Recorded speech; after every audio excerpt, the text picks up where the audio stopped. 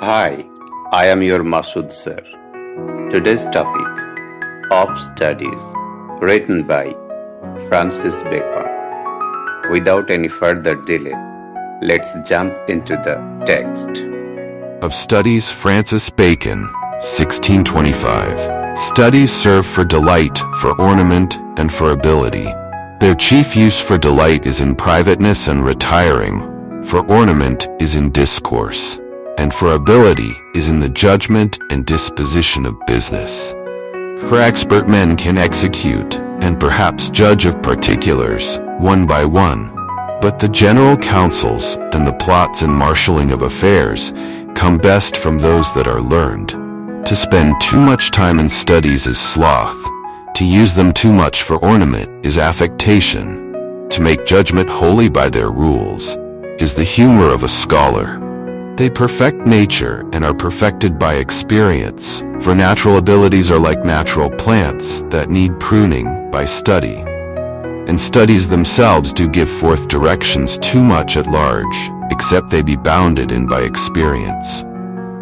Crafty men condemn studies, simple men admire them, and wise men use them, for they teach not their own use. But that is a wisdom without them, and above them, won by observation. Read not to contradict and confute, nor to believe and take for granted, nor to find talk and discourse, but to weigh and consider.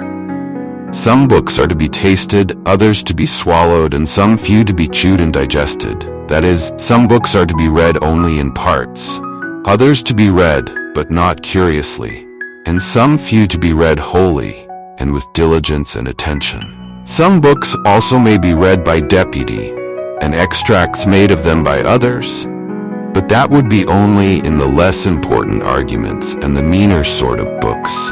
Else distilled books are like common distilled waters, flashy things.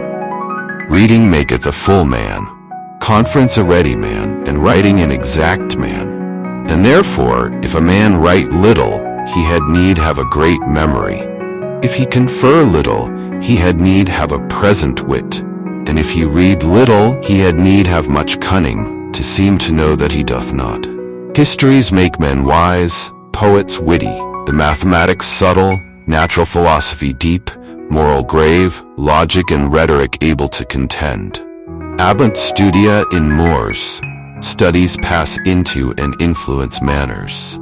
Nay, there's no stone or impediment in the wit, but may be wrought out by fit studies, like as diseases of the body may have appropriate exercises.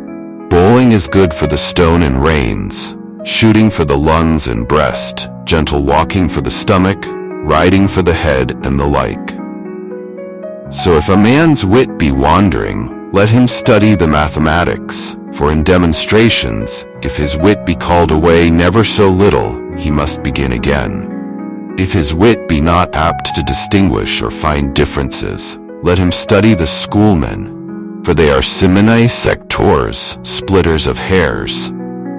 If he be not apt to beat over matters, and to call up one thing to prove and illustrate another, let him study the lawyer's cases. So every defect of the mind may have a special receipt.